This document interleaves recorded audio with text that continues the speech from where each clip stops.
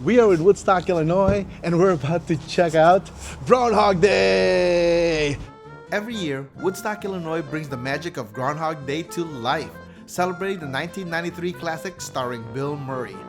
In the movie, a weatherman named Phil Connors keeps reliving the same day over and over. A story of redemption with plenty of laughs along the way. Today, I'm going to try to do 4 things. Explore the filming locations, try to meet the real Ned Ryerson, see if the groundhog sees his shadow, and of course, raise a glass to world peace. Come experience the magic of Groundhog Day in the city of Woodstock with me. Let's go!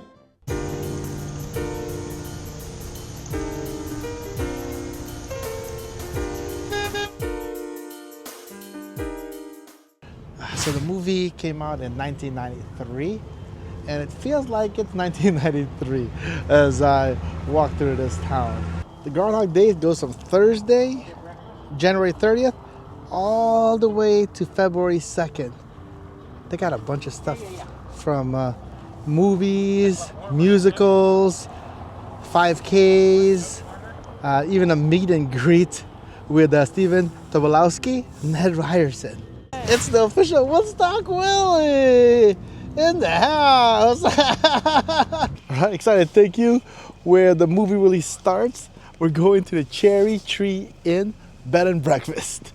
Yeah, so this is where Bill Murray would wake up at 6 in the morning for Groundhog Day for almost eternity. So this is working bed and breakfast right now. So there's some guests who stays here. So they say like the movie was based off these 2 rooms and the actual filming was in a set in Cary. So how the story goes is if the groundhog comes out during Groundhog Day and sees its shadow, it gets scared and goes back in, and it's 6 more weeks of winter. But if it comes out and doesn't see a shadow, then it'll be an early spring. So tomorrow we're going to be going there to check it out, and hopefully it'll be an early spring. So this is Ned's corner. What happens is Bill Murray walks over here and he sees a homeless guy right over here. And over here is Ned Ryerson waving at him. Phil? Hey, Phil? So as he walks through, Ned comes around here, seeing if he recognized him. He was trying to sell him some insurance. Bill Murray did not want to be bothered, so he kept on walking by. He says bye to Ned and tries to get away. And he actually steps right over here.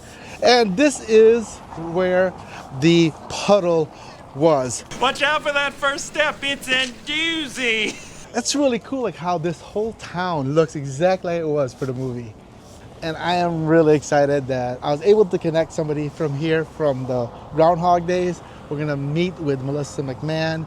So we have these walking tour all throughout town. So this is at some of the different locations that are film sites of the movie. This is the Woodstock Opera House, which stood in for the Pennsylvanian Hotel.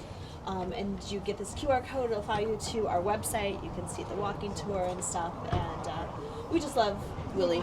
So we're in the building that really kind of started it. So the Pennsylvanian Hotel, we've got plaques like this in a lot of the locations around Woodstock. And Bob Hudgens, who was the location manager of the movie and introduced Woodstock to Harold Ramis, the particulars of what Harold and Bill Murray were looking for, wanting to stay in the Chicagoland area, was something nearby. They were looking at a couple different cities. Baraboo, Wisconsin was on the short list. They were on their way back from that, and Harold wasn't sold completely.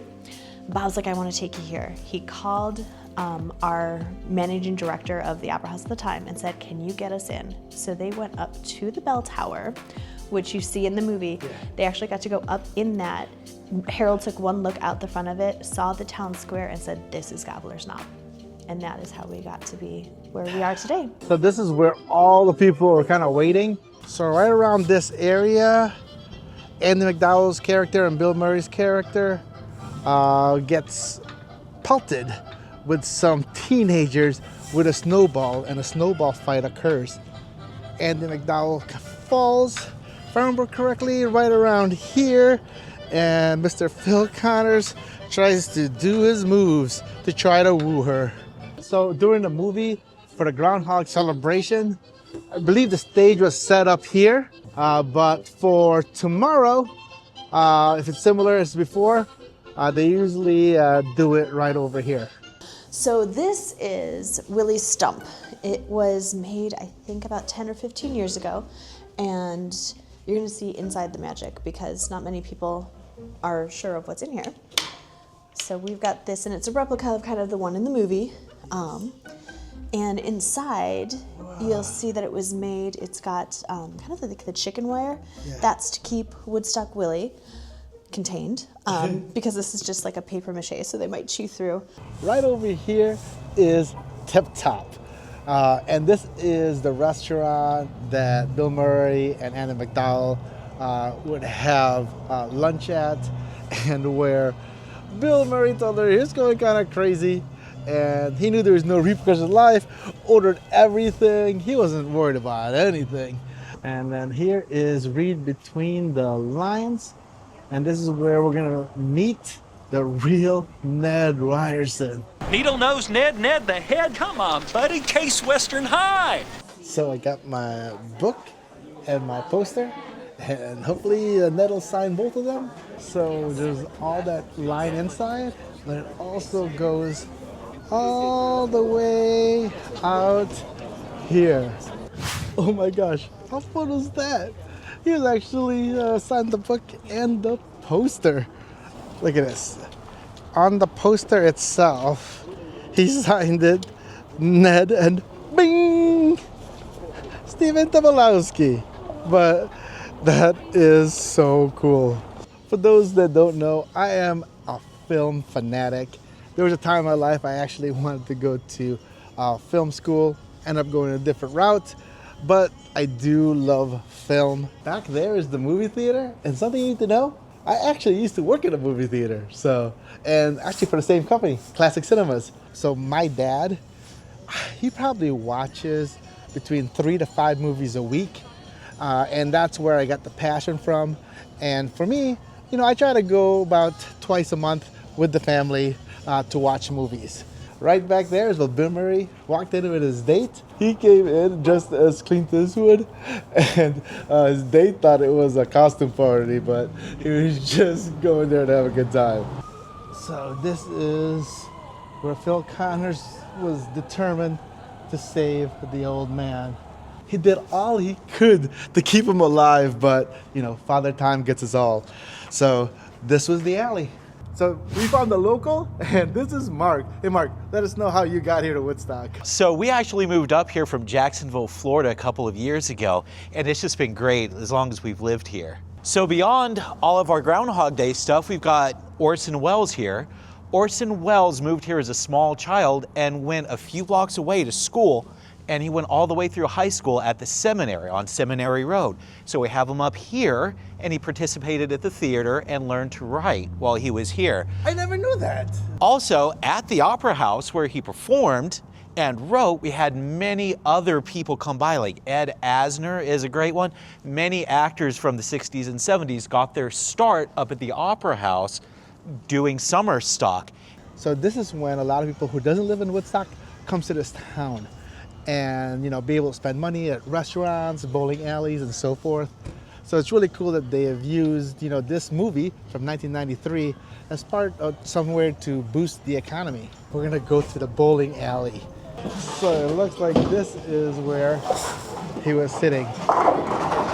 Crazy how it looks exactly like how it did in the movie. It does. I just love it because it feels like it's a step back in time, you know? Definitely. You're really going back to the late 80s, early 90s when you come in here. So I think this around here is where that car was parked. They weren't really in the place to be driving just yet.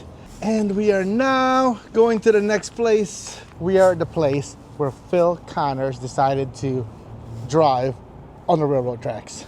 And here's the railroad tracks. This is where he decided to evade the officers, and I would not recommend driving on railroad tracks. This is our countdown clock because everyone needs to know when Groundhog Day is. Okay. So this moves from location to location all through Woodstock, and we count down. I gotta wake up early tomorrow. I'm an hour away, so I'll be back. So welcome to day 2. It is 6:14 in the morning. I woke up at 4:30 in the morning just to see this. It's about an hour away from my house, so anything for you guys.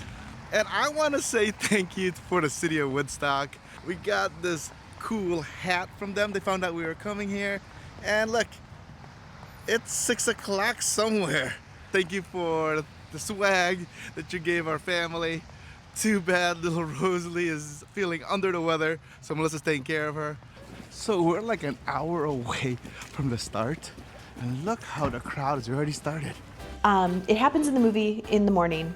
It happens in real life in the morning. So this is all built on folklore, kind of in Germany, Scandinavian, European countries. And so it would kind of happen at dawn. So we actually start the party with our band. They start playing at 6:30. We do some sing-alongs, and we'll start the ceremony at about 7 o'clock.